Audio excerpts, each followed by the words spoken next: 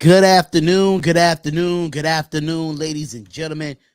Good afternoon. Y'all know who it is, man. It's your boy Darion with another live stream here. Another live stream here. We are definitely in the building.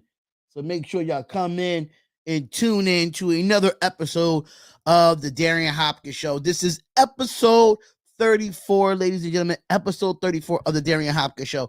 Thanks to everybody that is tuning in. Thanks to everybody that is here watching and listening all over the world. I really do appreciate everyone being here for another absolute best of the Darion Hopkins Show. Look like I'm going to be by myself again today. And it's not going to be a 2-hour show. It's going to be a great hour and a half talking sports, talking NBA finals, talking a little bit of NFL, talking a little bit of everything here that comes down to it. But before we get into any of those topics today, make sure you comment, like, and subscribe to the YouTube channel of the Darion Hopkins Show. If you cannot find it from Facebook or Twitter or anything of that nature, make sure you go over to YouTube and type in the Darion Hopkins Show, and you definitely will see my logo come up, and definitely hit the subscribe button and turn on all notifications for live podcasts like this, play-by-play and reactions at night. And we definitely do MLB, baseball, football when football does come around. So thank y'all for tuning in. I really do appreciate it. And some other stuff that we really have to go into. Make sure y'all go check out SeatGeek.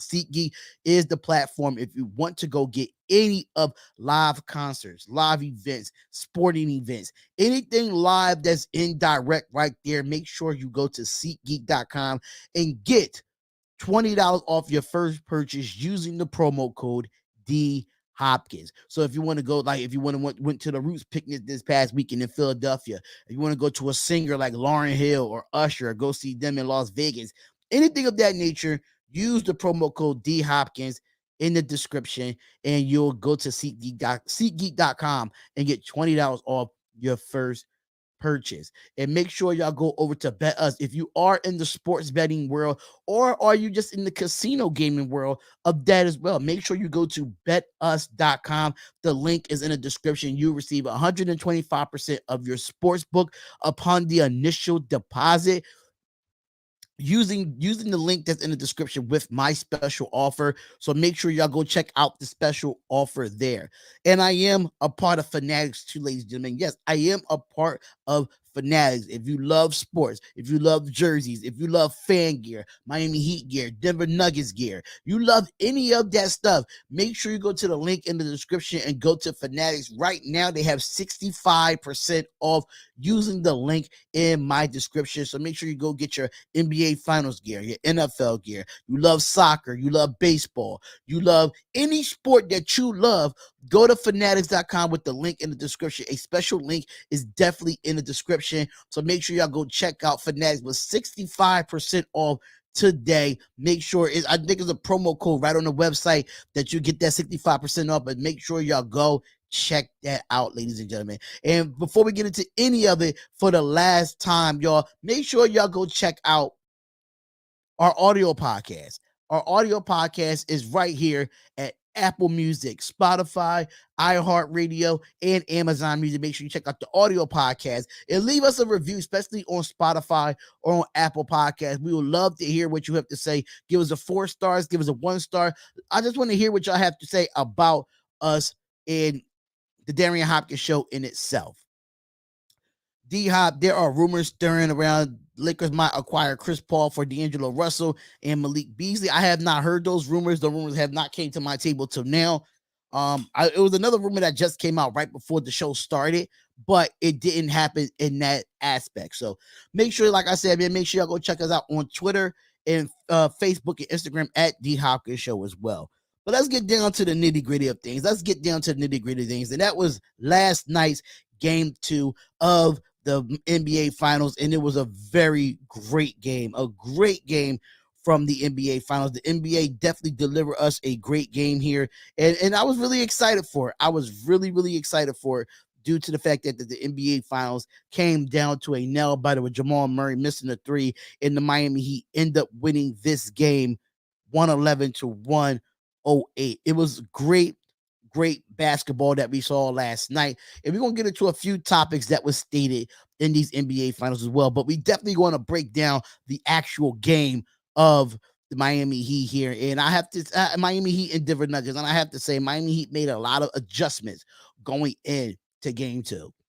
When you come out and you start Kevin Love, I think that was, we've been asking for Kevin Love for a couple of weeks now, if I'm not mistaken. And he fell out of the rotation because he's a little bit up there in age, so I understand why. But I think it was a factor, putting him back in the starting lineup, helping him out with Bam Adebayo, because Bam Adebayo is a little bit undersized, at that moment. But I see rebounds, and I seen, a little bit up more tempo pace from the Miami Heat. Denver got back in the game because, Miami was up 11 to start the game. They started out on a 7-0 run, and was able to make quick and efficient shots in that first quarter. So I have to give it to them. I have to give it to Miami for coming in and actually showing that they're not scared to back down. They're not scared of the Denver Nuggets, and they're not scared of the number one team right now in the league, and that is the Denver Nuggets. And Miami did make history last night. They made history last night being the first team in this playoffs to give the Denver Nuggets a home loss out of I think 9 games, if I'm not mistaken. 9 games at home. They was 9-0. And if I'm not mistaken, I'm definitely going to say that. But in my same token, I'm going to have to say that Miami job was completed when it came to game 2. They needed to win game 2. They had no choice. They could not go back to Miami at 2-0. They just could not go back to Miami at 2-0. Absolutely not. They just couldn't do it. Because if they tried to do it, they'll be in a little bit more of a deficit of trying to win back-to-back games. But they going back 1-1. I think they feel confident. I think they feel really even about it. And let's get into the quickly box scores of this game here. So we do have the Miami Heat here. We had Gabe Vincent lead all scores with 23 points. He didn't have no rebounds, but he did have 3 assists. He was 6 of 12 from the field, 4 of 6 from the three-point line, and he had 23 points, and he showed up. And I have to say that, he balled out, and he made clutch shots when it was needed, playing the 32 minutes that he played. Play some clutch moments. And then you had Bam Adebayo, another guy that played a majority of the game with 40 minutes, 8 of 14 from the field. Then, of course, Bam Adebayo don't shoot no 3, so I'm not going to mention that. But he did have 9 rebounds and 4 assists and 21 points. It might not sound good to you that he only had 21. He did have 26 in game 1.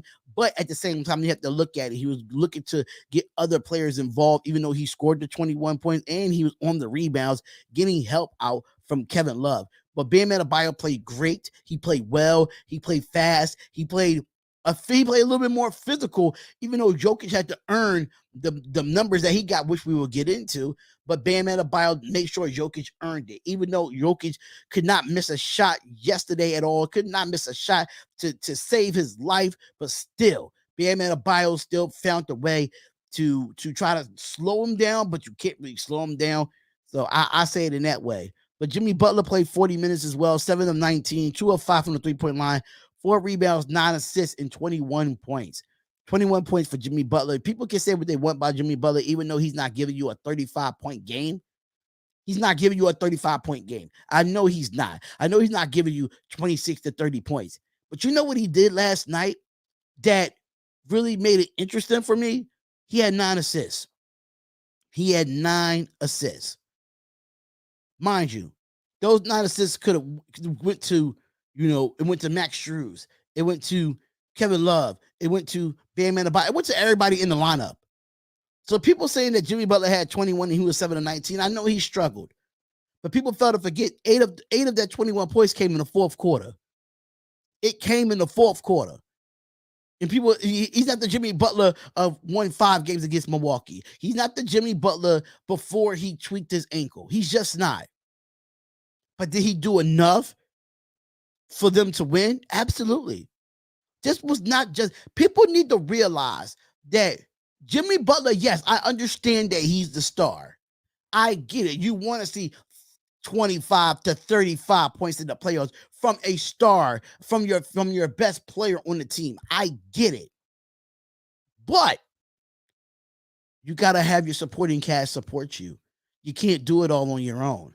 And that's what I feel like the media needs to stop saying.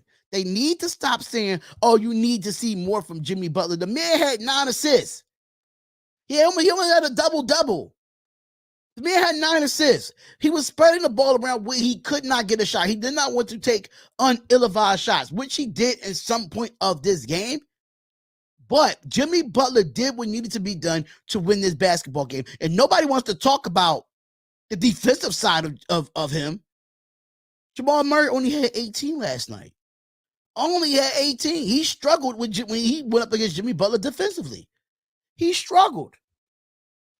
And nobody wants to talk about that, though. Nobody wants to talk about that. And that kills me. That kills me. Defensively, he was on Jamal Murray. He played great defense against Jamal Murray. So RC says, Bam Adebayo late game signature dunk and one was crazy, and they truly locked on the mission during that fourth quarter. Exactly. But there's another difference maker that we're going to get into that was a part of that fourth quarter run. We can't forget his name either, and that's Duncan Robinson. Duncan Robinson had a magnificent fourth quarter with having 10 points in 17 minutes, 4 of 5 from the field, 2 of 3 from the 3-point line with 10 points. Max Strus playing on fire in that first quarter, but he was only 4 from 10 for the 3. He had 14 points in 2 rebounds. Of course, we already talked about Gabe Vincent. Not really too much to say about Kevin Love. He had 10 boards. That's what you have Kevin Love in there for 10 boards, to get rebounds, to get out in transition. Highsmith didn't really score. He didn't score at much today. Caleb Martin only had 3 points. Caleb Martin got to get going. And I think he gets going in game 3 back home. I think he gets going in game 3. That's just me. Cody Zeller with 4 points. Kyle Lowry, 24 minutes, 2 of 4 from the field, 2 of 3 from the 3-point line. He only had 9, but those crucial 9 points came in when it was needed. When it was needed. But Duncan Robinson was kind of our fourth quarter savior, if you want to be honest. He came in, hit a few shots, backdoor cuts, just having the defense gravitate on him and kick it out and moving without the basketball. That's what I love about Duncan Robinson here. He can move without the basketball and make him very, very relevant without moving the basketball, because it tires down the defense when you don't have the basketball in your hands and you still got to chase a guy down. You have to chase the guy down. Well, yeah, you have Kevin Love there for your defense. You have Kevin Love there for your defense, and that's why Porter Jr. wasn't great in game 1. Absolutely. Michael Porter Jr. didn't play well.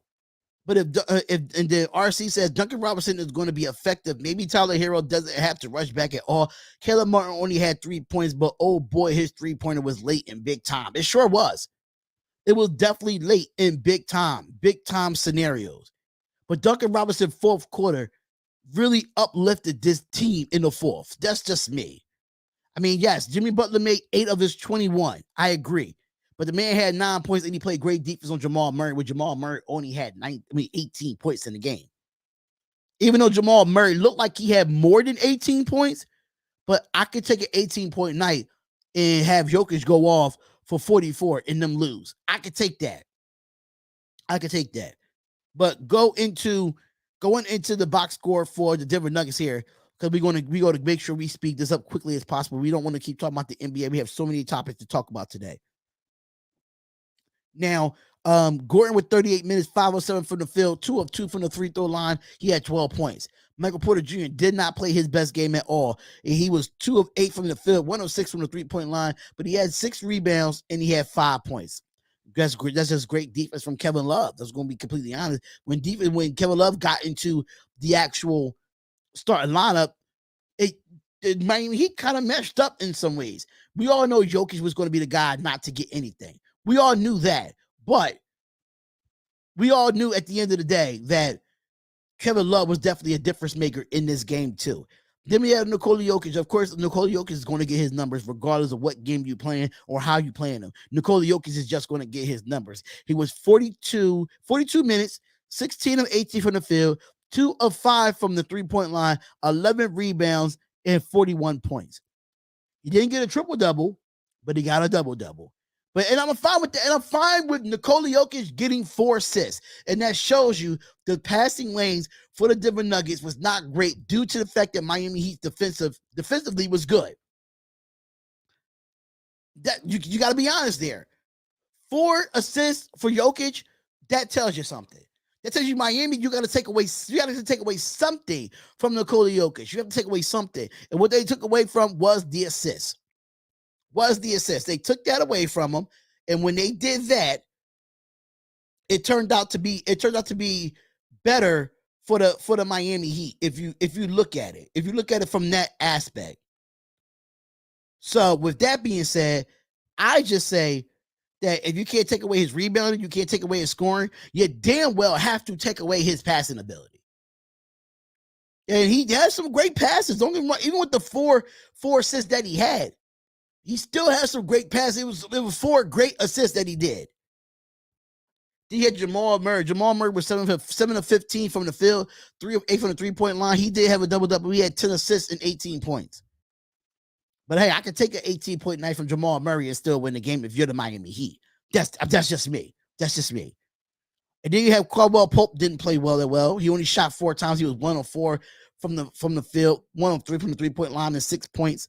Caldwell Pope did not play well in this game either. Then you had Jeff Green come off the bench for 16 minutes with 9 points. Then you had Bruce Brown come off the bench with 27 minutes with 11 points. And then you had Christian Braun come off the bench with 15 minutes for 6 points in itself.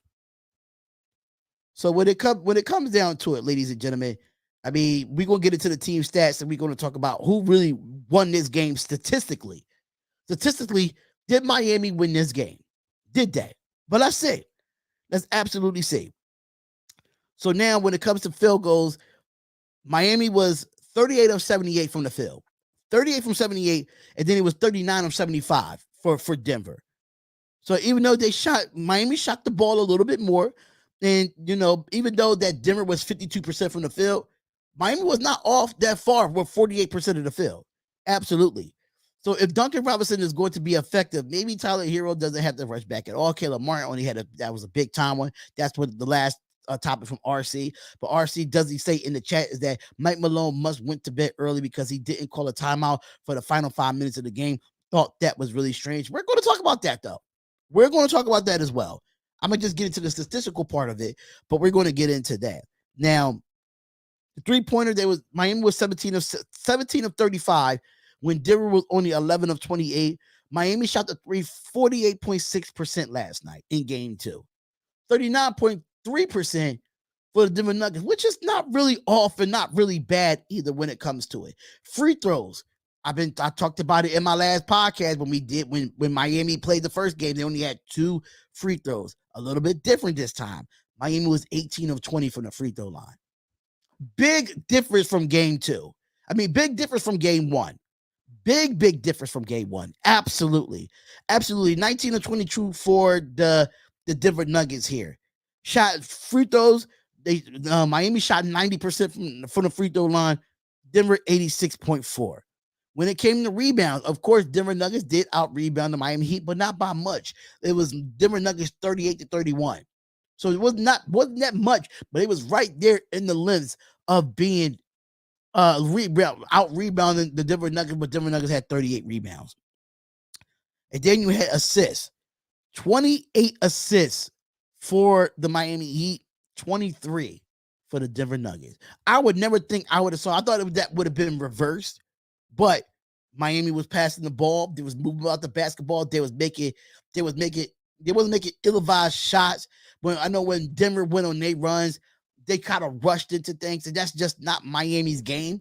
That's just not Miami's game. And Denver knows how to get out in transition and and defeat you in transition. That's one thing about the Denver Nuggets. They would definitely defeat you in transition. No ifs or buts about it. Let's keep it real. They will definitely beat you in transition if you don't call a timeout. And Eric Spo, every time that Denver went on a run, he called a timeout because he know that if they get in transition, they are hard to beat. Denver's a hard to beat team when they get in transition, especially when they get transition threes or they drive it to the basket or they just go in fast break and you don't get a takeout foul. Basically, that's what Denver Nuggets do. They can get on transition and they can kill you that way. Points to the paint. We all know Denver won this one. And that was 48-34 with points to the paint. And then when it comes to steals, Denver had 7 steals, Miami had 5. When it comes to blocks, Miami had 4 blocks, Denver had 2. Total turnovers. This is a good stat. People don't talk about this as much, but this is a good stat here. Denver had 14 turnovers. 14 turnovers to the 11 of Miami Heat. I've never seen a Denver basketball team get 14 turnovers. But that's what happens when you put a full force defense on them. When you put a full force defense on them, I say this. I say that when you put physicality into this Denver team, no matter what Jokic is going to do by himself, them other players you could get physical with. And it takes them off their game. It doesn't take Jokic off their game, but it definitely takes the rest of the supporting cast off their game. And that's exactly what happened in game 2. Fast break points. Even though that Miami lost this category, but they won the game. 18-5 in fast break points for the Denver Nuggets winning that statistical category. 22 fouls to 21 fouls. Physical game. An absolute physical game. Technical fouls, none. The largest lead that Denver had was 15, and the largest lead for Miami was 12. So that is your statistical part of the game, of how Miami won this game in game 2. But let's get down to the nitty-gritty of things, man. Let's get down to the nitty-gritty. Now, Mike Malone did not call a timeout with, I think it was like 11 seconds left on the clock, if I'm not mistaken. I think it was 11 seconds left on the clock. And he let Jamal Murray bring it up.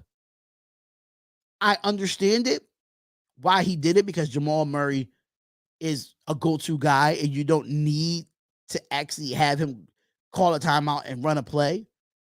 But in the same token, Denver had been struggling in that fourth quarter to try to come back in this game. If I was Mike Malone, you should have called a timeout there. You should have called a timeout. And the reason why I say that is because that you can set up a play for Jamal Murray to come off the pick. Or you can have, some way, somehow, you can have Nikola Jokic shoot that 3 over top of anybody at the key. But you got to set up a play in that instance if you want to go up 2-0 and you don't want to lose your undefeated streak at home. But Mike Malone, of course, he's not a perfect coach.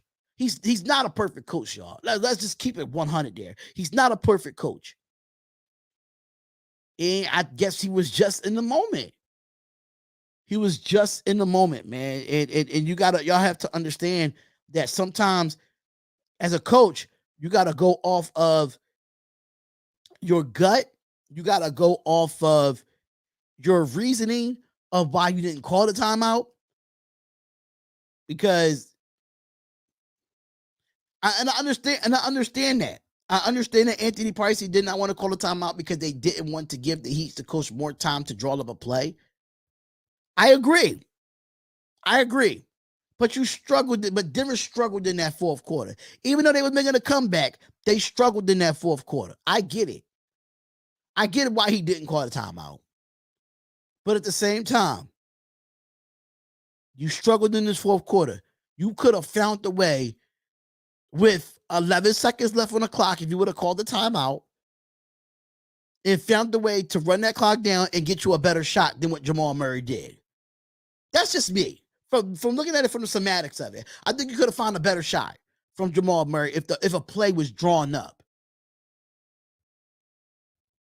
Or you could have, try to bring it down and get Jokic in the paint, let him get in the paint, get him deep down in the paint, turn around, get a foul in one. You could have did that with 11 seconds left. But I understand the reasoning. I get it. 100%. And I just feel like with Mike Malone, he went for the moment. He didn't want Miami to draw up a play. I get it. But I feel like it could have been plays where Jokic could have been involved. It could have been plays with Jamal Murray involved. You could get him off the pick. 11 seconds is a lot of time to draw up a play. So 11 seconds is a lot of time. And I think if you would have made the shot and it would be like 3 or 4 seconds left, Spoelstra would have called a timeout and see what y'all could have done, what Miami could have done offensively. You forced them to call a timeout and draw up a play and see if they could make the shot. But Miami came down. They defended Jamal Murray, and he missed a shot, and now we have a tie series going back to Miami. So my question to y'all is this, and then we get into the next topic. This is still about the NBA Finals. We still got 2 topics before we go into some more topics. But this is the next topic of the NBA Finals. Was the lack of effort the biggest reason that the Nuggets lost? Was it the lack of effort? Now, I wouldn't say it was a lack of effort offensively, but like I said before, it definitely was a lack of effort defensively. I can completely agree with that. The lack of effort defensively from the Denver Nuggets is the reason why they lost game 2. Because if you look at the defense from Denver, I don't think it's that great of a defense. When you move the ball and you move without the basketball and you drive it to the basket, have everybody crash in and you kick it out, and then Miami make those shots on a consistent basis, they could beat the Denver Nuggets. Denver has to tighten up on defense. They have to be more physical. They have to be more stronger. They have to go to Miami and take home field advantage back. They're going to have to. Because if they play that type of defense they played in game 2, where Miami shot 17 and 38 from the three-point line, which was almost 50% from the three-point line, Denver would not win a game in Miami if that's the case. That's the case. So the lack of effort on defense, yes, but the lack of effort on offense, absolutely not. We all know that Denver can score at will. They could score in the next 5 minutes, the next 2 minutes, the next 1 minute. We know that. We know that we getting a 40 burger from Jokic. But Denver starts to struggle when Jokic scores 40 or more. The rest of the team struggles when he scores 40 or more. And we saw that when he scored, 52 against the Phoenix Suns and they lost? That means Jokic had to do everything on his own because Jamal Murray struggled in that game. Then everybody in Jokic supporting cast struggled in that game in the Western Conference semifinals. Of course, we can't talk about the Western Conference finals because the Lakers got swept. Another story for another time. But defensively, Denver's have to tighten up. Denver got to tighten up their defense if you want to go back to Miami, where Miami is great shooting at home. You do not want to come in there with that same defense from game 2. So if I'm Mike Malone, you're getting adjustments ready for game 3. You're getting those adjustments ready. And he already went in the locker room and said that, listen, we're going to be tougher than them, going to be more physical than them. We're going to try to take a game on their home floor now. And I feel like this was the wake-up call to Denver Nuggets. Because I kind of agree with what Stephen A. Smith said on First Take this morning. And he said that it was a little bit of arrogance in the Denver Nuggets in game 2. Because they knew they was more fit. They knew they was more, they had the more of the missed matchups. They knew they was a little bit stronger. They were a little bit more lengthy. They was a little bit more physical, trying to back them down into the post. They know that the Miami Heat is a bit smaller team. And they got arrogant. And I'm not saying arrogant like, oh, we're going to sweep them. I'm not saying that. I'm not saying that, oh, we're going to annihilate them. No. What I'm saying is, what's going on, Jimmy Butler? Jimmy Butler, what's going on? And he said that he says hi to me, and he says chicken nuggets suck. I cooked them. Jimmy Butler, let's talk about it, brother. You didn't cook them as much. You didn't cook them as much, but you played a good game. I can say that you played a good game. Let's not get over your head now, Jimmy Butler. Let's not get over your head now. But we're going to talk about you in the next segment as well. But definitely Mike Malone got on the Denver asses last night in that locker room. And have you right to. Every right to. Because, yes, there was a lack of effort defensively, but not offensively. Offensively, I think Denver, the supporting cast did struggle, but they were still in the game. They only lost by 3. You know what I'm saying? So the lack of effort on defense was the biggest reason of why the Denver Nuggets lost. The lack of effort on defense. Now, getting into the next segment of this podcast here, the last segment of the NBA Finals. Jimmy Butler, this is about you, so I hope you're staying here. I hope you're still in the comments in this live stream. I hope you're still in the comments. Is Jimmy Butler doing enough to help his team win? And I'm going to ask that question again. I would love to hear y'all comments about it. I would love to hear y'all comments about it. Is Jimmy Butler doing enough to help his team win? Absolutely, I say yes. Absolutely, I say yes. I think he's doing enough. And I feel like they want Jimmy Butler to be this superhero and score 35 to 40 points in the NBA Finals just to be recognized. Sometimes you can do enough that's not on the stat sheet to help you win basketball games. Let's just keep it completely honest. Sometimes it don't have to be points. It don't have to be rebounds. It could be assists. It could be defensively. It could be blocks. It could be, force a different into turnovers. I think Jimmy did enough in that fourth quarter to help him. Duncan Robinson, yes, had a great fourth quarter. But 8 of his 21 of Jimmy Butler's buckets was in the fourth quarter. In that stretch of they was shooting the basketball effectively. Yes, he got going with that corner three. But the man had 9 assists as well. He was not trying to force shots.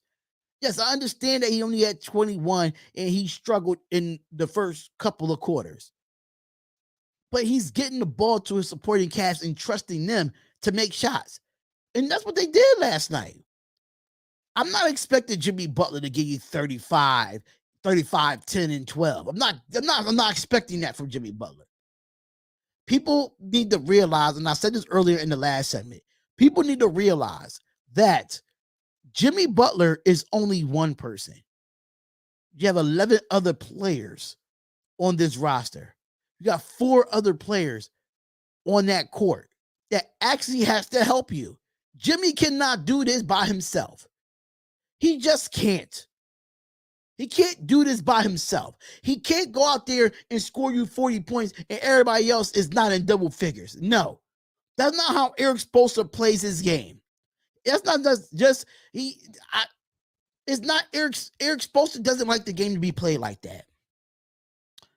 RC says just enough, just enough. To me, it's just enough. Anthony Price says it's half and half.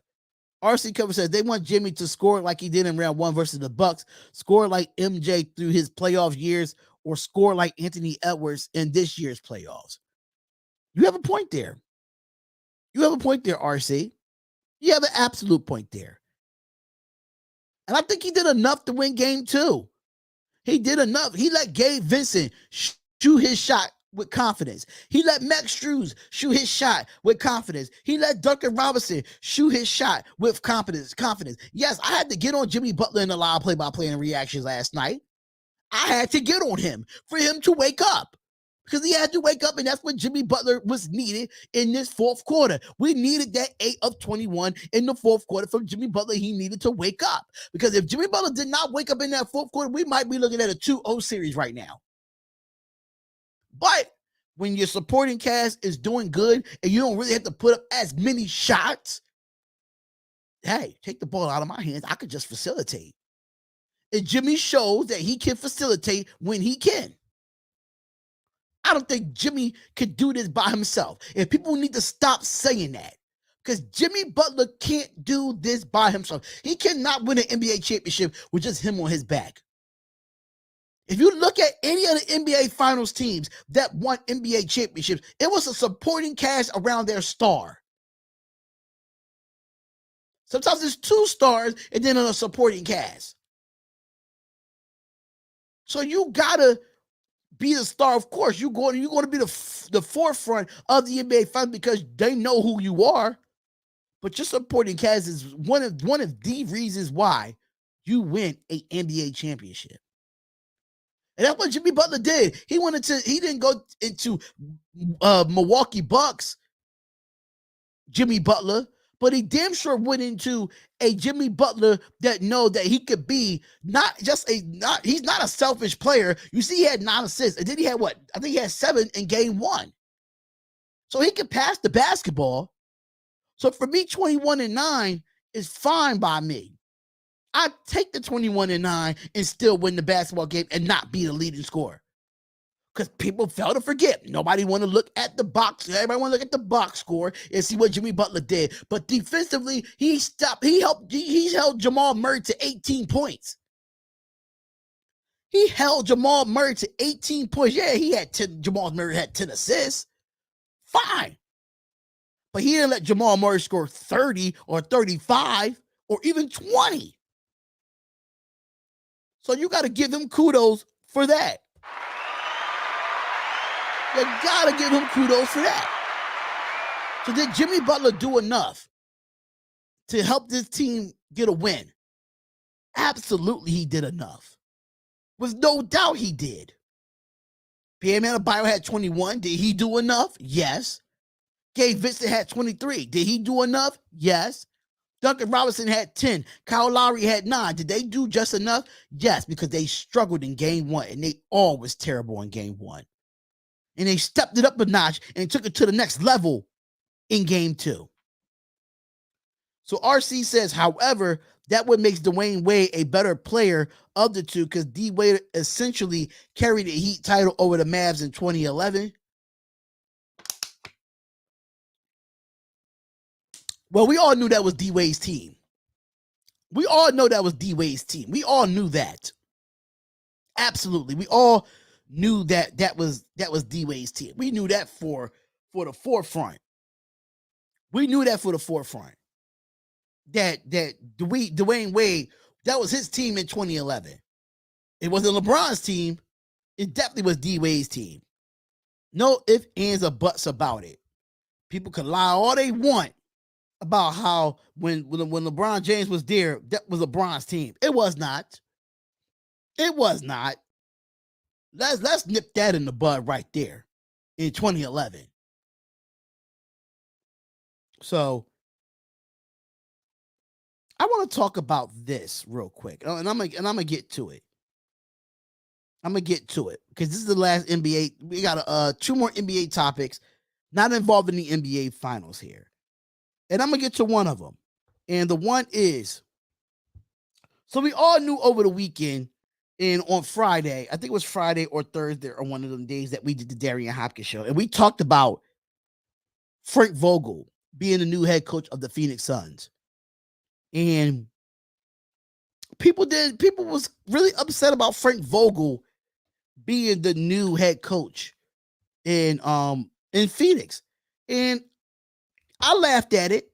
I'm not gonna lie. I laughed at it. And I had to think about it though. Frank Vogel is a good coach. He won a championship with the Los Angeles Lakers. He's really, really interesting. I think it's going to be other stuff that's going to be involved with Frank Vogel's, chances of leading Durant and Booker to an NBA title. So that is my question here. It's not a splashy hire, but if you look at Frank Vogel's numbers, and you look at Frank Vogel being hired, the guy won an NBA championship with the Los Angeles Lakers. I understand that a lot of Lakers fans wanted him out of that building. I get it. But if you look at Frank Vogel's numbers as a coach, he's a damn good coach. It's not a splashy hire. It's not a crazy hire. But do y'all think that Frank Vogel can take the Suns to a championship? Can he lead Kevin Durant and Devin Booker to a NBA title? And a lot of questions comes up with that.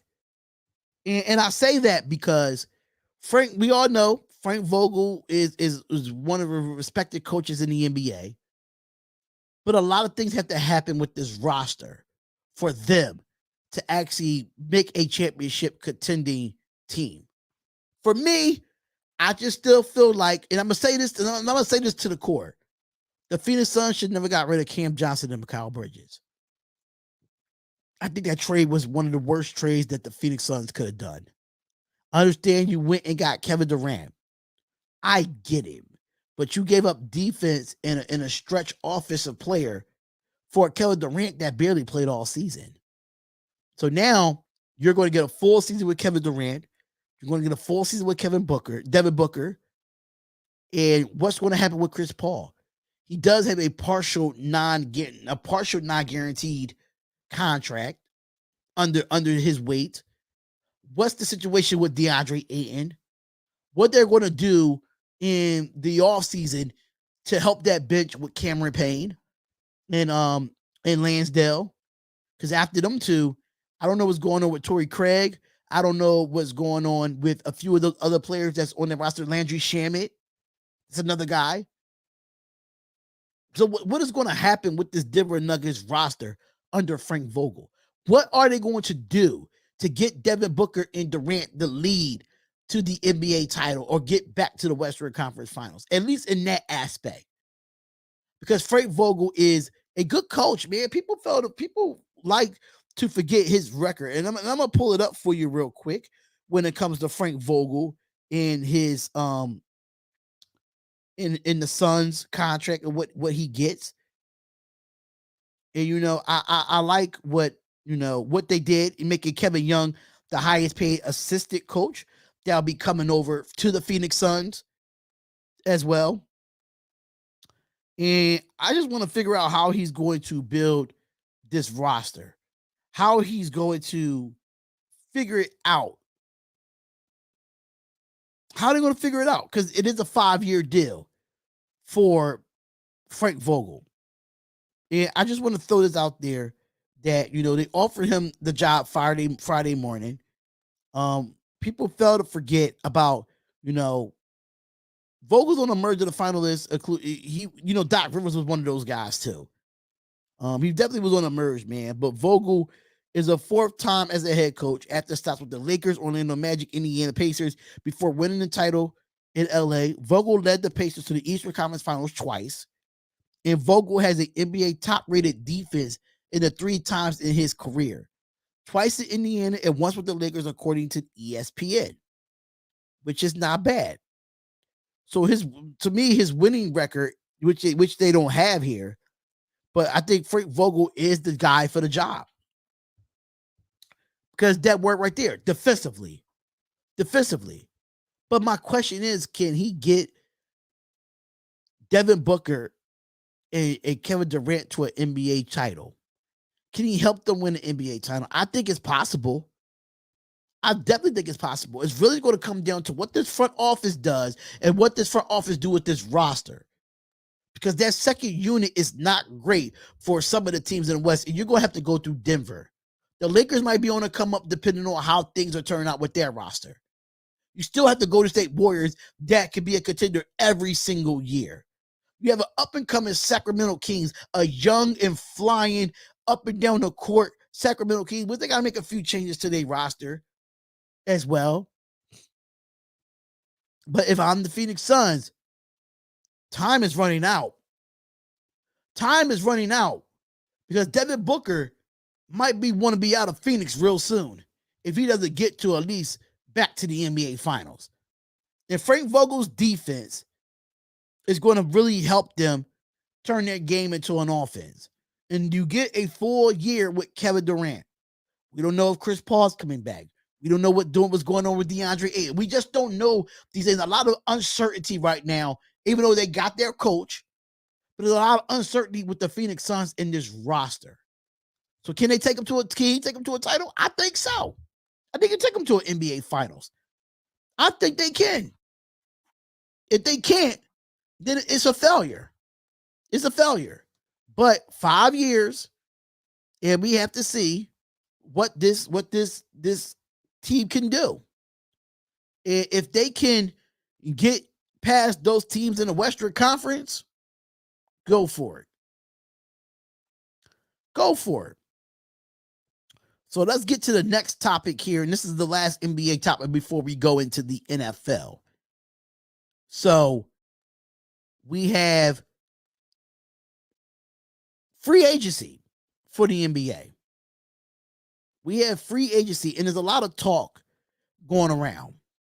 And I don't know if y'all saw it on Bleacher Report, but I'm gonna just throw a little quick segment in here before we go into the NFL. And I don't really want to talk about free agency as much, but it's getting the end of the year. The NBA Finals is around. But did I hear that Kyrie wants LeBron in Dallas? Chris Hayes reports that Kyrie Irving wants Dallas to explore trading for LeBron James to create a new big three. And what?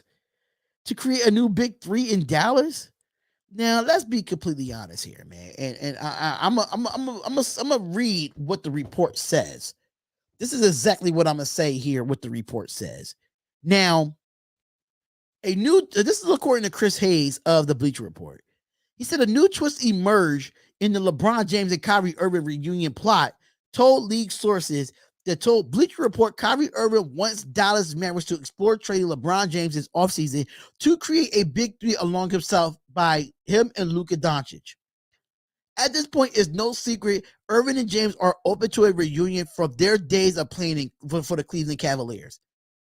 LeBron James has made it clear that recently at the February deadline that he'll be open to playing alongside his former teammate. The Mavericks were preparing to make an offer for James last season when the Lakers were sprawling and they was falling down on their face. Sources say that despite James being ineligible for a trade last season due to the date of his extension, but the Lakers made a sting of trades near the deadline to change the trajectory of their season. Now, it does state this, but any chance from the former James and Kyrie Irving and Luka Doncic's big three under the NBA's strict new collective bargaining agreement will be difficult. The new CBA resembles a hard cap, making it very difficult to see max players on a roster. 3 max players on a roster at that. In order for Irving, James, and to partner with Luka Doncic, 2 would have to be a sizable pay cut. The easiest and the unlikeliest path to adding James to the offseason would be for him to orchestrate a buyout. This is a very interesting topic here. Now, we all know that LeBron James is 38 years old. He has 1 year left of his $46.9 million contract remaining, and that holds a $50.6 million player option for the 24-25 season. 4-time MVP is expected to return for his 21st season. Interesting here, because there's been rumors about him. He's still speculating if he wants to retire or not, but I think LeBron James is not going to want to retire in that aspect. Now, James and Doncic have a good relationship that continues to grow. At the start of Doncic's rookie year in 2018, he revealed that James was his favorite player growing up. And quote unquote, I always looked at him as my idol, what Luka Doncic said. Kyrie Irving, unrestricted free agent after the Mavericks acquired a 8-time All-Star via trade from the Brooklyn Nets in February. Now, Irving to the Mavericks is the number 1 offseason priority, sources says. After being eliminated in the second round by the Denver Nuggets, James informed Bleacher Report that he is considering retirement and he's unsure he will be with the team to start the 2023 and the 2024 season. Now, when it comes to this, Irving's sign with the Lakers will seem unlikely as the Mavericks can pay the 31-year-old more than any other team in the league. A LeBron James trade to Dallas will be the first to require a trade request, and James has a great relationship with the coach Jason Kidd and an assistant coach Jared Dudley. Now, assuming this is $134 million salary cap, and Kyrie Irving will be eligible to re-sign with the Mavericks this summer on a 5-year, $272 million contract, according to Eric Pincus of Bleacher Report. Whew! $5 million, not $5 million, 5 years, $272 million contract is crazy for a Kyrie Irving at this moment. The hurdles of the Mavericks would need to clear in order to swing a blockbuster trade for LeBron James has established himself and his family in Los Angeles in his arrival in 2018. Now, Irvin shared on the I Am Athlete podcast last year that has been some regrets about how he abruptly left James and the Cleveland Cavaliers in 2017. And this is what Kyrie Irving had to say. He said, I was in the same maturity line and understanding of who I am and who I look back. We definitely would have won more championships because there would have been a better man-to-man understanding about what I was going through, he said, end quote. Didn't know how to share my emotions. I didn't know how to do that. So instead of sharing them, I isolated myself. And free agency begins June 30th. This one likely would never happen, ladies and gentlemen. LeBron James is not going to no Dallas Mavericks. Stop it. So now Bleacher Report reports that Kyrie Irving wants LeBron James to come to Dallas and team up with Kyrie Irving and Luka Doncic. This trade is not going to happen. It's not going to happen.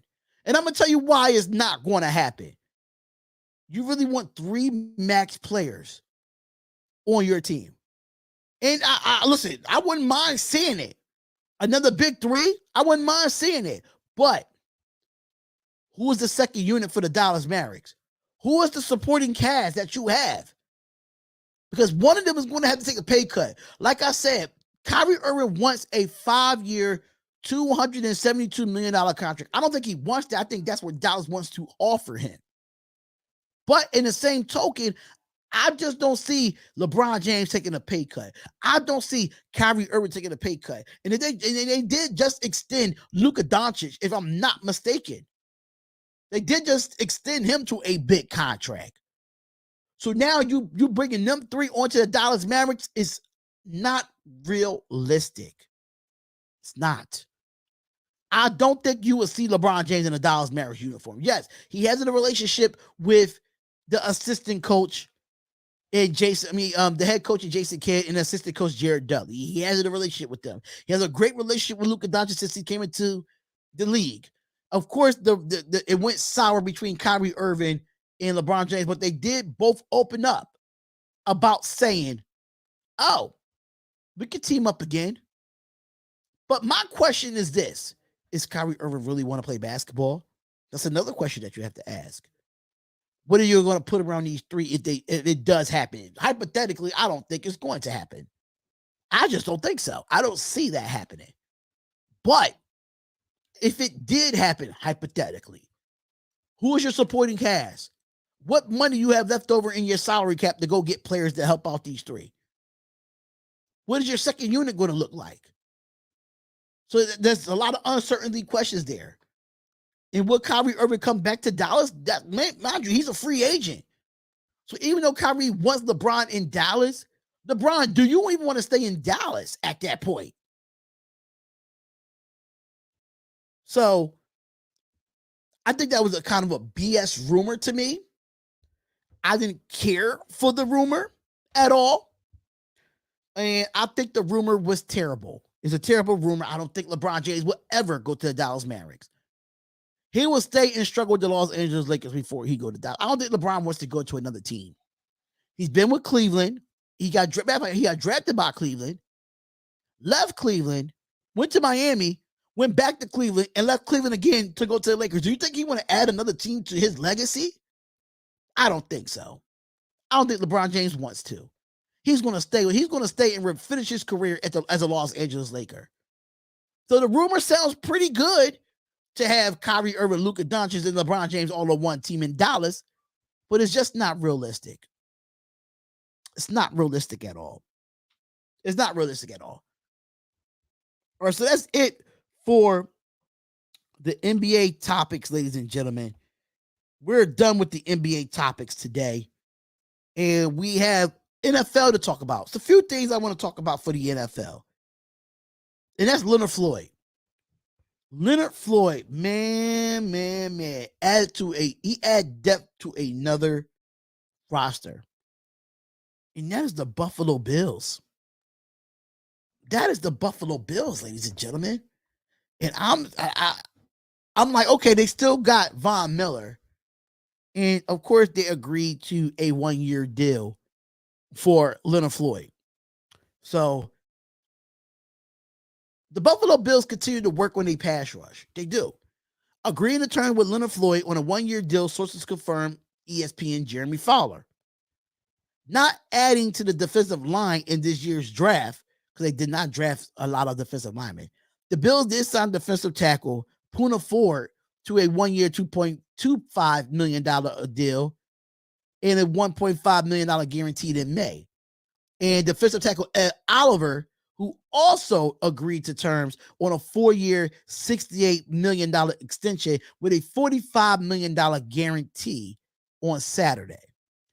Now, we all know that Leonard Floyd is 30 years old and adds another veteran presence to the Bills' pass rushing group that includes former Los Angeles Rams teammate Von Miller, who's coming off of a major torn ACL injury and suffered on Thanksgiving. That's about 9 months of recovery window, but he's putting his availability in question to start the season. And Bills have also invested heavily in recent drafts with second-round picks in AJ Espinella in 2020, with Boogie Basham in 2021, and first-round pick Greg Resino in 2021. So the Rams released Floyd in March after unable to be traded to a partner for a veteran outside linebacker. Now, Leonard Floyd has 29 sacks, 2 forced fumbles, an interception in his 3 seasons with the Rams, registering at least 9 sacks each year for the Los Angeles Rams. He had his best season in 2020 in the first with the Los Angeles Rams, when he posted a career best of 10.5 sacks. So when it comes to Leonard Floyd, was drafted number 9 overall from the Chicago Bears in 2016, but was released in 2020 season, even though he has been exercised a 5th-year option in his rookie contract. In the 7 seasons in the NFL for Leonard Floyd, he has 47.5 sacks, 103 quarterback hits, and 338 tackles. I'm sorry. But the former Rams teammate, Taylor Rapp and Dave Edwards, also on the Bills roster. This makes a lot of sense for the Buffalo Bills. You want to beef up that defense because that defense was damn near the best in the league. And we all know that Von Miller is uncertain that he'll be ready for the season. So you go out and get a Leonard Floyd on a 1-year deal. You still have those younger guys. You bring back Ed Oliver, Poona Ford, a good defensive tackle that I think they kind of underpaid for. Leonard Floyd could have been a Las Vegas Raider. He could have been. But Leonard Floyd still has a lot of left in the tank. He's only 7 seasons in. Leonard Floyd, 47.5 sacks, 100 quarterback hits, and 338 tackles in the 7 seasons that he's there. The guy is still productive after 7 seasons. And I think Buffalo Bills got a steal before the second round of free agency started. They got a steal. They did what needed to be done to boost up this defense to help Josh Allen in that offense. It's going to boost up to get turnovers. They boost up their defensive line. They still got Boogie Basham. They still got Greg Resino that they got in 2021, both of them. Ed Oliver is going to stay with the Buffalo Bills. So I think it was smart for the Buffalo Bills to go out and go get a guy in Leonard Floyd that knows Von Miller, that was on the championship team with Von Miller. So it's smart. It's smart for them to get this guy and see if Buffalo can get back to the promised land and get back to the AFC Championship and probably a Super Bowl. Because defense, one thing I can say about the NFL, defense wins championships. Offense got to put up points. That's what's got to happen here. And I think it was a great pickup for the Buffalo Bills. They didn't break the bank for Leonard Floyd. They didn't break the bank. I would love for the Raiders to have him. But it really depends on what's the 1-year contract. What is he getting fully guaranteed? The contract did not come out yet, but Leonard Floyd is a dog, man. I think he's a dog, and people need to stop sleeping on him. People need to stop sleeping on him. And I say that. He's going to be a great acquisition. He's going to be a great acquisition to this team. I believe so. I definitely believe so. All right, so let's get into some more NFL news here, ladies and gentlemen. Let's get into some more NFL news here because I really want to talk about this one. The Packers. We're talking Green Bay Packers, ladies and gentlemen. This is going to be a funny one. This is going to be a funny one, ladies and gentlemen.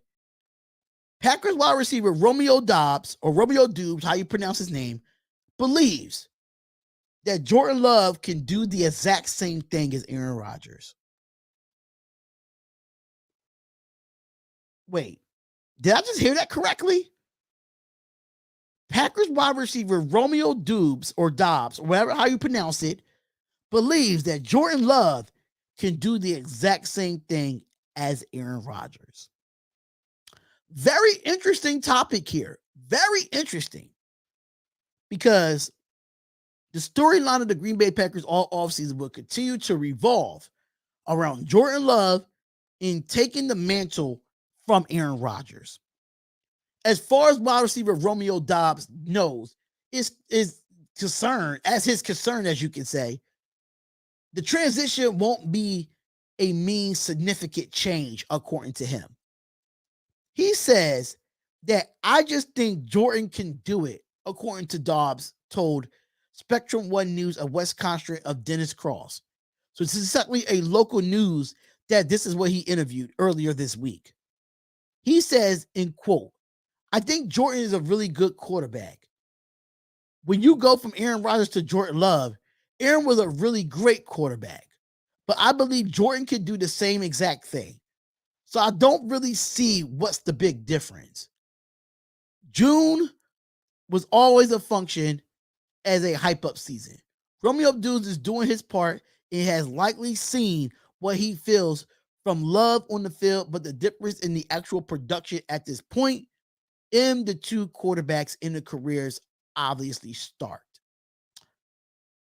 Romeo Doubs. Jordan Love has a hill to climb with the Green Bay Packers. He does. He has to try to back up his talents, trying to please Brett Favre, and Aaron Rodgers had to please Brett Favre as well. Aaron Rodgers was, yes, he brought them a Super Bowl, one Super Bowl only though. Lost a few playoff games, I can say that. But Jordan Love has not did anything to say that he could do the same exact thing as Aaron Rodgers. Jordan Love has not done nothing. Done nothing in his career to say that he could do the same exact thing. I understand that you see him on a day-to-day basis. I'm just going off of what I see in my consistency on the football field. And what I see on the football field, that I don't think Jordan Love can do the exact thing that Aaron Rodgers did, probably in the prime time of Aaron Rodgers. But it still all remains to be seen because Jordan Love has been riding the bench behind Aaron Rodgers after all these years.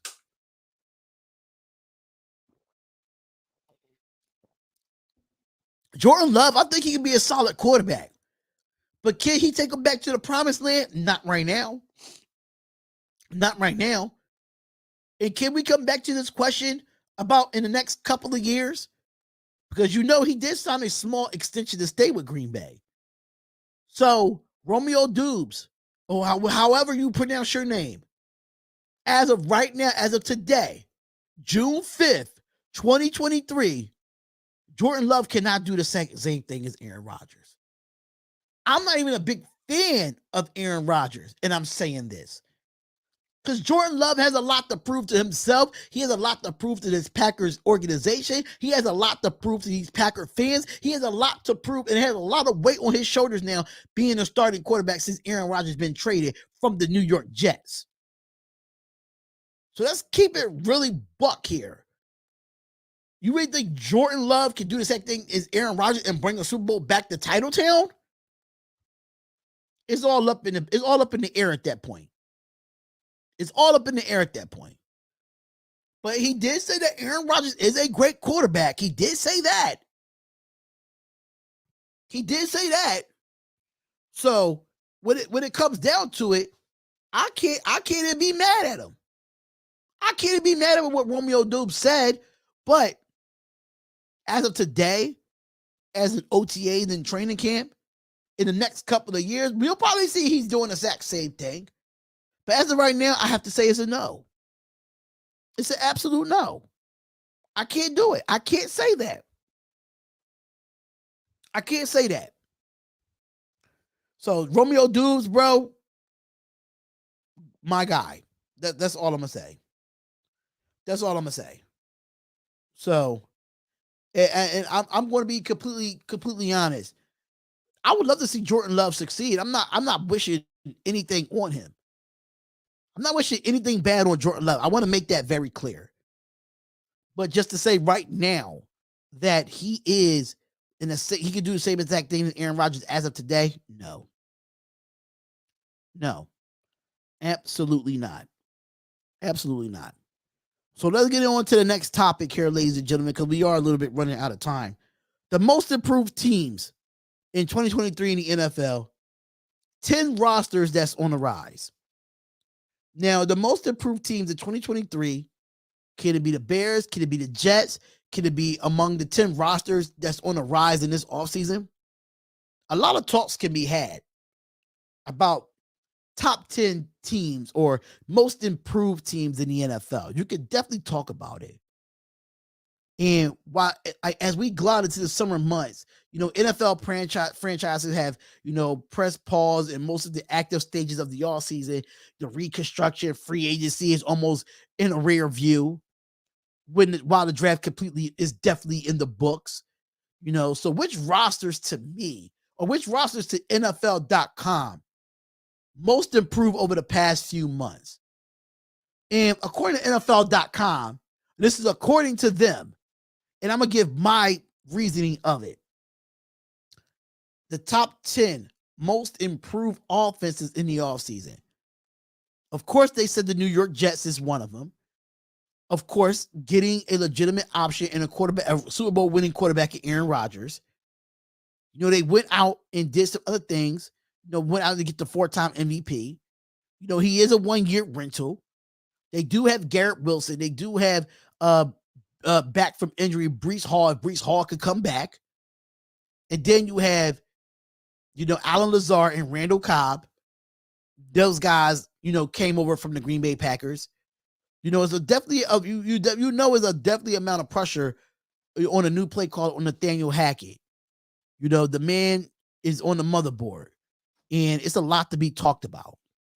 So now it's going to be under the assumption in Denver that had more to do with Russell Wilson and a time-tested Peter principle and so many other things that could be figured out. But the Jets could be a playoff caliber team. They could be a playoff caliber team. And with this defense of the New York Jets, with a pass rushing room, when they first rounded with Will McDonald, out of Iowa State, which is going to be a real interesting one. High energy coach and a good defensive mindset and Robert Slayer. And they're going to be all right. They're going to be all right. But a lot of dark chaos Jets fans want to share today. Do you think things could go wrong in New York? I'm not sure. The next team is the Cleveland Browns. Very interesting thing here about the Cleveland Browns. Now, they quietly, sport one of the league's most balanced lineups, I can say, from the Cleveland Browns. In the middle of the defensive line no longer opened up the barn door for the general manager, Andrew Berry, who inked a 325-pounder in Dalvin Tomlinson and drafted a 358-pounder tackle in Sakai Ika. Interesting. Desperately needing the edge to help across from a world-class disruption in Myles Garrett, and the Browns pulled off a masterful trade with the Minnesota Vikings, getting Zadarius Smith after Obijo Okorako, how you pronounce his name, and Juwan Thornhill is solid addition as safety. Now, Jim Schwartz has taken over as the defense, who was the biggest issue a year ago in coaching. And Jim Schwartz is a good defensive coordinator, a great defensive coordinator. Now, on offense for the Cleveland Browns, you have, Elijah Moore, who they traded for. They still got Cedric Tillman out of Tennessee, which they drafted. And could DeAndre Hopkins be next? Even though they still have Amari Cooper there. And it all matters if Deshaun Watson can't play the fiddle. But the Browns are balanced and can be a beast on a piece of paper. Anything less than a wild card berth for the Cleveland Browns would double a disaster for Kevin Stefanski and his coaching staff. So the Cleveland Browns, on paper, is definitely an improved football team. They are. They're definitely improved. Nothing wrong with that. But it's a lot that goes into it. It's a lot that goes into it. So they got the Baltimore Ravens up there. They got the Cincinnati Bengals up there. I don't know why they have them up there as an improved team. But the Pittsburgh Steelers is up there. The Pittsburgh Steelers is up there. And unfortunately for the Browns, each of their division rivals made gains too. So the whole AFC North is up here from Cleveland to Baltimore to Pittsburgh and Cincinnati. And long known what did I say about Pittsburgh, right? They always have a great defense. And this year's Ravens squad is definitely arrives. And we all know that it's going to be a tough defenses in the AFC North. And they put all of them in one category here for the AFC North for Cincinnati, Baltimore, and Pittsburgh. So the Ravens squad arrived amped up this all season. And the Ravens, they go out and get Odell Beckham. They get Zay Flowers in the draft. They re-signed their quarterback in Lamar Jackson. Plenty of weapons to go around the post-Greg Moment universe. Throwing for 6,000 yards. But there's no excuse for Lamar Jackson not to shine. So, and you still got Nelson Aguilar. They still got to figure out their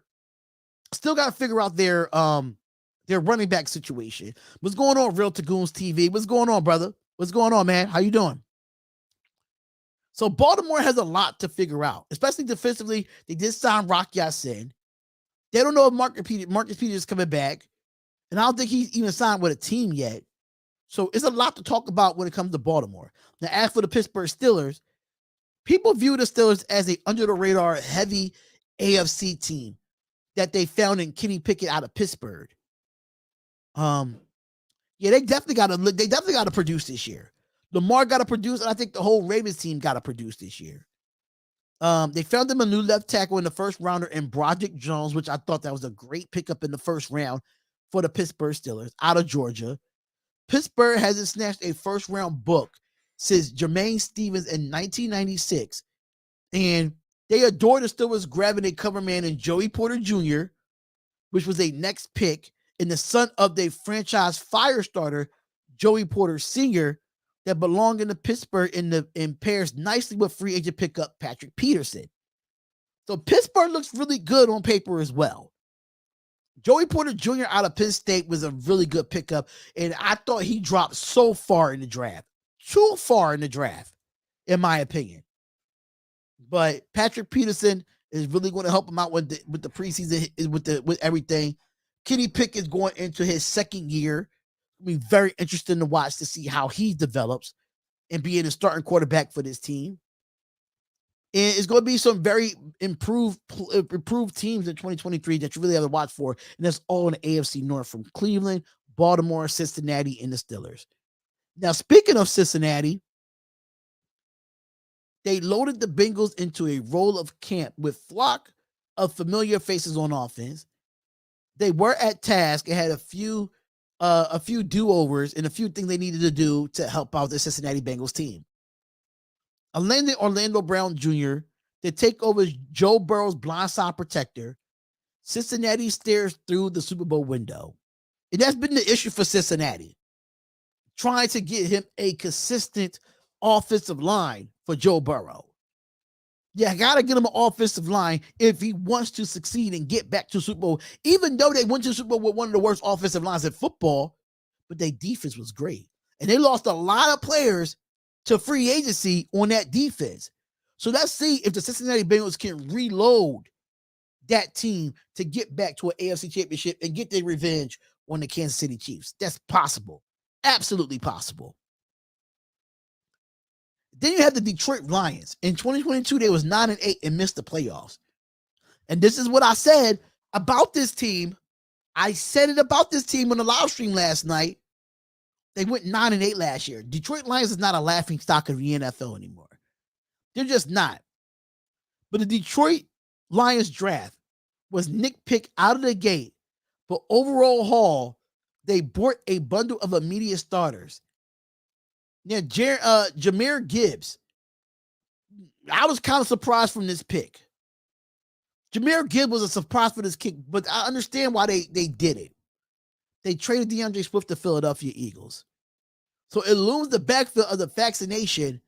Now, it's going to be interesting to see with Jahmyr Gibbs, and then they bring over David Montgomery from the Chicago Bears. And a fellow first-rounder, Jack Campbell, is going to be a great plug-and-play at linebacker. I really like Jack Campbell. I watched him at Iowa, and he played real good. They went out and got Sam Laporta, the tight end, out of Iowa. And then and Iowa's already making waves with their linebacker core and tight ends. That's one thing that you can say. So it's going to be interesting. You know, Jameson Williams is suspended for the betting thing for the first 6 games of the season. You know, Laporta is in line to take meaningful snaps out the gate. But they went out and got second rounder Brian Branch from Alabama, which was a very underrated pick. They went out and got C.J. Gardner-Johnson on the 1 year, which he had a great year in Philadelphia when they won the Super Bowl. And then they ended up drafting Hitting Hooker, just in case what happens with Jared Goff, if Jared Goff don't pick up where he left off. But we won't see Hitting Hooker anytime soon. We just witnessed because of the ACL injury. But Denver is not the laughing stock, y'all. They're not the laughing stock. They're not. Stop saying that. Even though they had more losing seasons, but they had better seasons than a lot of teams out there. They was 9-8. And them guys played well. Noah Jamal Williams is not there anymore. DeAndre Swift is not there anymore. Now you have David Montgomery and Jahmyr Gibbs taking over those roles. It's going to be interesting to watch, man. I can't wait to see the Detroit Lions on the football field. They're actually being relevant about something.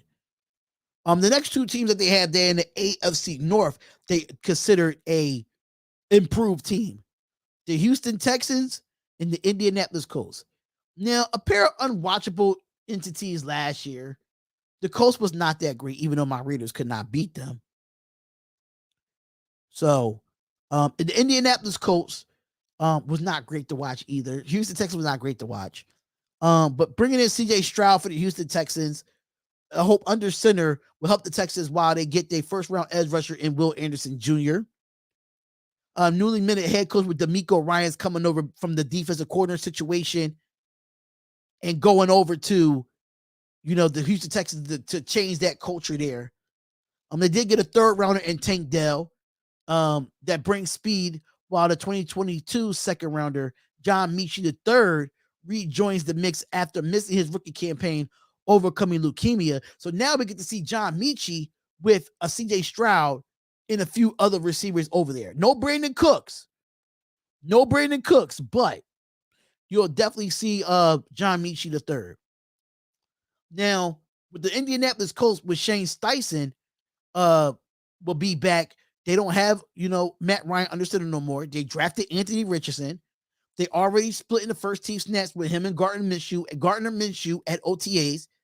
But they expect Anthony Richardson to be the starter, you know, bearing the setback of third rounder Josh Downs is a nice fit at wideout.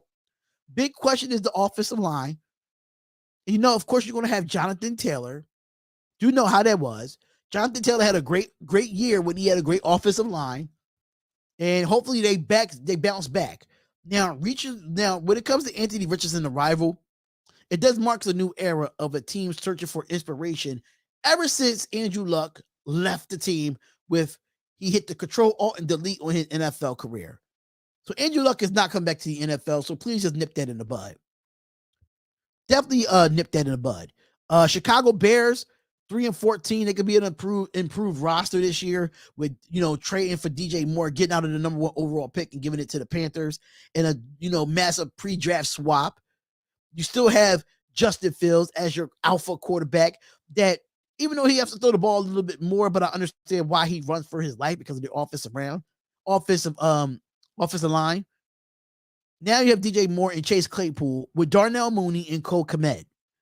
Really, really good weapons there for the Chicago Bears. Then you got a fourth rounder in Rashawn Johnson, an intriguing addition to the backfield with Khalil Herbert and Deontay Foreman. Now, the draft, they did bring size with my boy from Tennessee, Darnell Wright, as the offensive tackle. They did ship up a D lineman getting Gervin Dexter Sr. and Zach Pickens. So it looks really, really thin for a pass rusher for the Chicago Bears, but I like the roster that they're building, especially with a wide open NFC North that we see right now since Aaron Rodgers is not there anymore. Then you have the Atlanta Falcons, which is the last team that's under this most improved. So the Falcons morphed into the Hammer. They actually did great in free agency, in my opinion. I think they had a great draft as well. So with crazy amount of space allowed for this organization to splurge, they set new deals for guard Chris Lindstrom, and tackle Caleb McGarry. So solidify the offensive line. They did trade for Jonnu Smith that has a relationship with Arthur Smith, which is the head coach of the Atlanta Falcons. They pick up a quarterback in Taylor Heineke that might sit behind Desmond Ridder. I'm not sure. Taylor Heineke probably could win the job later on down the season. Then they end up the defense. They going out and get Calais Campbell, David Obimata, and Jesse Bates, and Jeff Okuda. Then they went out and got Mac Hollins, another wide receiver for the Las Vegas Raiders, and he added some strength, picking up offensive lineman Matthew Bergeron. They went and got Bijan Robinson, which I thought they lacked that running back. They lacked that running back there. In the 8th overall pick, he was the 8th overall pick. They got Tyler Allinger, already a backfield force. And Desmond Ridder is unclear if he's the answer. That's why they went out and got Taylor Heineke. That's the reason why they went out and got Taylor Heineke here. But I want to say this before I end the show here. We have some heartbreaking news, even though I am a Raiders fan, and but I don't wish death on anybody. I don't wish death on, I even know the Chiefs are my rivals, but Norma Hunt, the mother of the Chiefs chairman and CEO Clark Hunt, dies at the age of 85. Now, one thing about the Kansas City Chiefs, I don't like talking about them because I know they my division rivals, but Norma Hunt is the widow of Kansas City Chiefs founder Lamar Hunt and the mother of the current Kansas City Chiefs chairman and CEO Clark Hunt, has died at the age of 85. The Hunt family announced her passing in a statement released on Sunday, saying the merit of the Hunt family, Norma was powerful presence and deeply connected to both the Chiefs and the FC Dallas Major League Soccer team, who also owned by the Hunts. She was the only woman to have attended every Super Bowl in league history, including February's game between the Eagles and the Chiefs, and saw the Kansas City Chiefs capture their 3rd Super Bowl in franchise history. Now, it's kind of generous, an unfairly positive mom, and kind of and one-of-a-kind mom, the Hunt statement read. Her joy and zeal for life was infectious. She loved caring for others, and she always was an encouraging word. She was a loyal friend and consummate hostess, and she had the rare ability to make everyone encounter and feel there was value at ease. Now, the mom was steadfastly devoted to her family, fiercely passionate about her family sports teams. She was by our father's side every step of the way, from the merger of the AFL to the NFL, for the formation of a Major League Soccer World Championship, tennis and North America soccer, as they found the investment in Chicago, and they got a founding investment in the Chicago Bulls. Mal Gooley, I hope you know about that. But she was the only person who rivaled his love for sports. Two of them such joy together, whether at home or in the stadiums around the world. NFL Commissioner Roger Goodell also released a statement saying, extending their condolences to the entire Hunt family and to all who have privilege of knowing Norma throughout her life. The entire football family has been deeply saddened of the passing of Norma Hunt, who significantly a presence for the NFL in the last 7 decades. So it says, end quote, I was fortunate to know Norma nearly 40 years.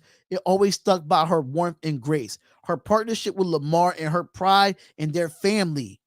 Norma's sense of family extended the Chiefs organization, which greatly adored. Norma was one of the most passionate fans of the Chiefs in the NFL and understood and enjoyed every aspect of the game. She loved being around the teams, referred to players as real-life superheroes. Norma attended every Super Bowl that was ever played. She attended every Super Bowl that ever played, including the 2 recent Chiefs victories, and one was the only woman to do so. Norma role has highlighted recently and documentally appropriately. So Norma role in football was highlighted recently in a documentary appropriately entitled Lifetime of Sundays. Norma placed NFL history will ever be remembered by the Chiefs Chiefs organization and in the entire league. So rest in peace to Norma Hunt, that dies at the age of 85. That lady been to every Super Bowl that was ever played. And as a Raiders fan, I understand that I'm not supposed to be talking about this, but I'm being a football fan right now. And I understand that she was a trailblazer. She was a trailblazer to the NFL. And Norma Hunt, and you see they got the Lamar Hunt trophy for the AFC. That last name will always be a legacy in the NFL. Always be a legacy in the NFL. So for me to hear that, this happened, and to hear that this is what it is, she lived a good life. She lived a great life, and life is too short, man. You got to live your life, and you got to go after your dreams like she did. She made sure that the Hunt name would still be relevant with the Kansas City Chiefs.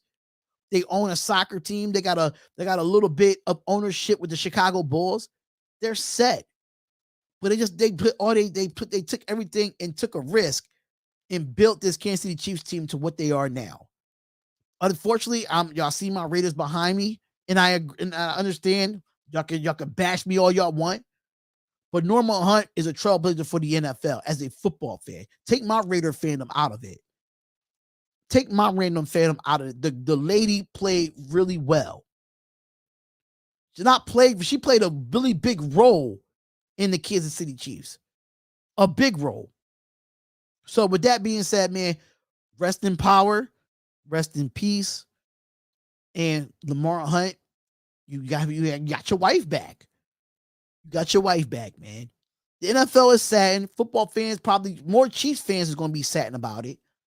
But got to keep pushing. You got to keep moving on, man. Got to keep moving on. But that is it for us today, man.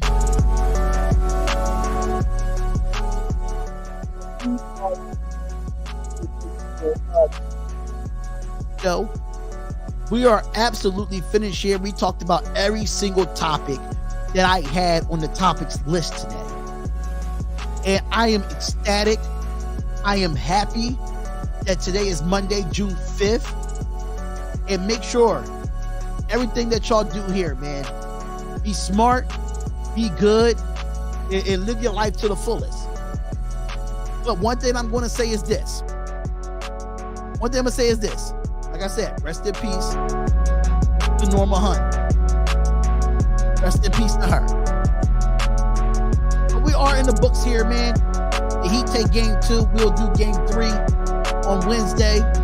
I'll be live tonight for Philadelphia Phillies and Detroit Tigers at 6:40 Eastern Standard Time. We will be doing baseball tonight. My team is home. Yes, it is. I will be live to play my baseball, Phillies and Tigers tonight. It'll be lit for that. And make sure y'all check us out on YouTube. Make sure you subscribe to the channel. Make sure you hit that notification bell and look out on the community post, because I have a lot of stuff coming down for the community post. Make sure you check us out on the audio podcast at the Darion Hopkins Show on Spotify, Darion Hopkins Show on Apple Podcasts, Darion Hopkins Show on Amazon Music, Darion Hopkins Show on iHeartRadio. Make sure y'all go check that out. We had the D-Hop Nation t-shirts are now available with the link in the description. So go get your D-Hop Nation t-shirts, which are available right now with the link in the description. Make sure you go check out a SeatGeek for all live events, all concerts, all sporting events. Everything you need to know about SeatGeek, you got it right there at SeatGeek.com. And use that promo code DHopkins to get $20 off your purchase. So if you get ready for the NFL season, go get your tickets on SeatGeek and use the promo code DHopkins, $20 off your purchase. Make sure you do that. If you are in the betting world, if you want to go to the online casino, or you want to just play, the sports and things of that nature, make sure you go to Bet Us and go to the link in the description for the special offer. Get 125% of your sports upon your initial deposit. The special offer is definitely the link in the description. And last but not least, make sure you go to Fanatics.com. The link is in the description for Fanatics as well. Today they have 65% off on everything on the website. Make sure you go to Fanatics.com and check that out and use the link in the description as well. Make sure you follow me on Twitter at the D Hopkins Show. Make sure you follow me on Instagram at D Hopkins Show.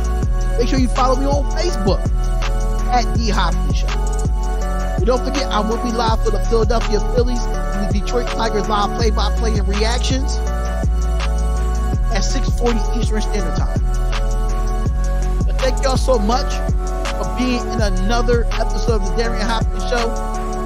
I will see y'all tomorrow, same time, same place, right here, man, on the Darion Hopkins Show. Peace, love, and blessings, and we're out.